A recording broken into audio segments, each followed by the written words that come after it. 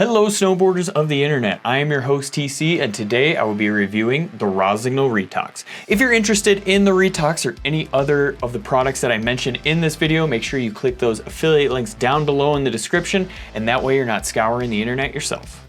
The Retox is equipped with Rossignol's AmpTech Elite camber profile, so what that means is it's basically just traditional camber. So from contact point to contact point, you're gonna have full camber for all of that traditional pop, precision, and power that you're looking for. This board is offered in 4 sizes, a 147, a 150, a 153, and a 156. I rode this board at Copper Mountain where it was a beautiful sunny day, nice spring conditions, except for it was the middle of February where plenty of people out there just getting in the way, not knowing what the hell they're doing out there. So there's a lot of jerry dodging. The groomers stayed pretty good though, because of that low level rider and skier out there. They weren't creating push piles, they were just kind of getting in the way most of the time. So I kept this thing in the park for most of it, which was immaculate. There was a slight breeze, so it cooled you down going up the lift, but it also kept that snow cold and fast, where you could still lay an edge into it and not really have to worry about it being too icy out there. I used my Ride Fuse boots and my Jones Mercury Phase bindings. When we're talking overall flex on this board, it is coming in at middle of the road, but as we dissect it into each section, it's gonna feel a little different. Right in the middle of the board, you're looking at true middle of the road, nothing too crazy there. As you make your way out to the nose and to the tail, it feels slightly stiffer, but that's just because there is no rocker on it to make it a little bit more forgiving. As you torsionally flex it, it feels very similar to that middle flex, so there's really no surprises there. You're easily able to foot steer this as long as you don't skip leg day.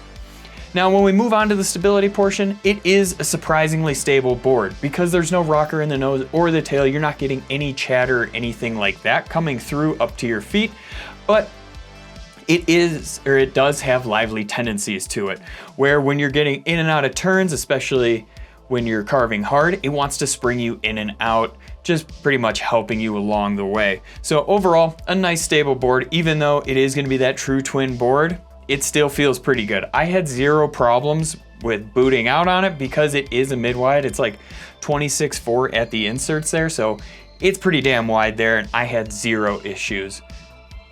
The first thing you have to realize about this board, since it is more on the lively side, when you load this tail up, it's gonna snap like no one's business. If you're not ready for it, it's gonna boot you to the moon. So just be prepared for that. And I mean, I owned this board 10 plus years ago, and that's exactly how I remember it. It's the same as it was last year, and it hasn't changed since, and I absolutely love the pop on this thing. It feels very stable as well when you're landing, going off of side hits, it doesn't matter. This thing is just super fun to get in the air, and it goes straight on over to the jumps. No problems there. I loved hitting the medium line on this thing. Like, I wanted to live on it all day just because of how fun and stable it was. I could make my 2 S-turns going into the jump line and have 0 problems with stability.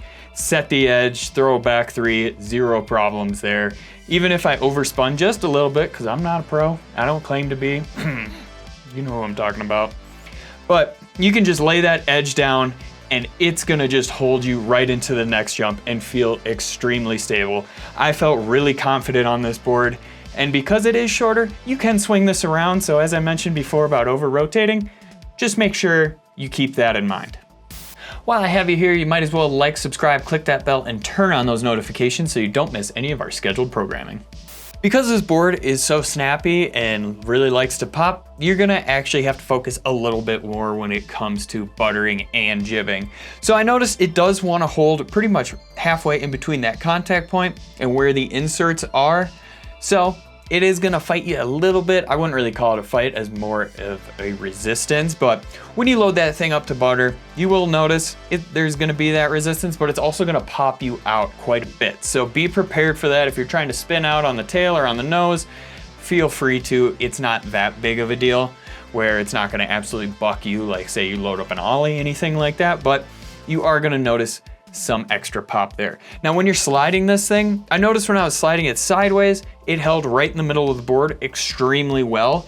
If I wasn't going fast enough and it was trying to slide off early, The front always tried to hold on more than anything else, so I'd be sliding off and that nose just wanted to stay on the rail for most of it. And not a bad thing, but that is how I broke mine before, so, you know, take it with a grain of salt there.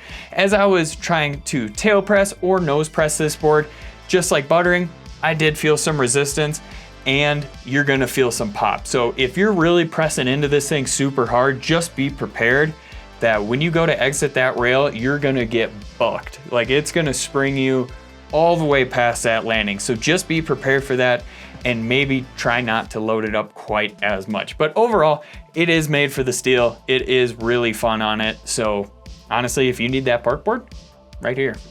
For how short and compact this board is, it carves really well. As I mentioned before, it is that mid-wide to possibly even wide underfoot with that 26.4 underfoot width. So booting out, not a problem. It's gonna Euro carve for you. Just keep that weight centered on this board. You don't have to drive it off the tail. It's gonna hold for you. I would say probably do it in a little bit better conditions than like a mogul field or super push piled area, but it's gonna hold for you. The large carves and medium carves do extremely well. There really didn't feel like there was gonna be a top speed on it. I never hit it at least, but it held really well where you set that edge and the thing just wants to keep going.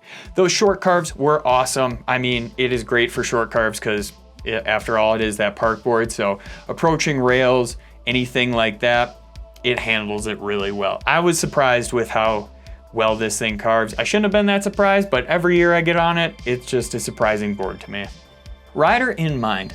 The rider for this board is gonna be that intermediate to advanced park rider that wants something that they can just kind of size down on. They don't want the most aggressive board out there, but they just want something that they're gonna be able to have fun on, but still take it to the jump line and still just crush any rail out there.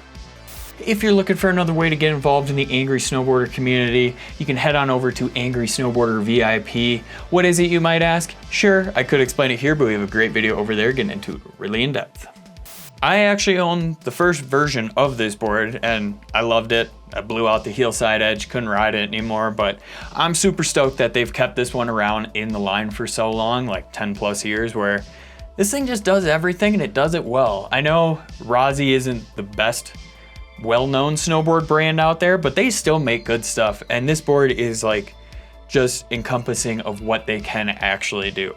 I love this thing. It is super fun. Like, when Avran told me, he's like, you're riding the Retox again this year. I'm like, oh, hell yeah, that's a really good board. And that's almost like an off day for me just because I owned it. I know how this thing rides. I absolutely love it.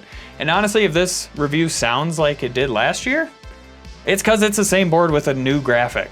And guess what? They never miss on the graphic on this thing. Truly an awesome board. If you guys are looking for just a shorter park board where you could still lay some trenches with it and just take it anywhere you want, but kind of turn the mountain into a park, this is a great board for you. Comparable boards, the Jones Tweaker, the Nidecker Sensor Team, and the Ride Zero. Recommended bindings, the Nitro Team, the Union Force, and the K2 Edition.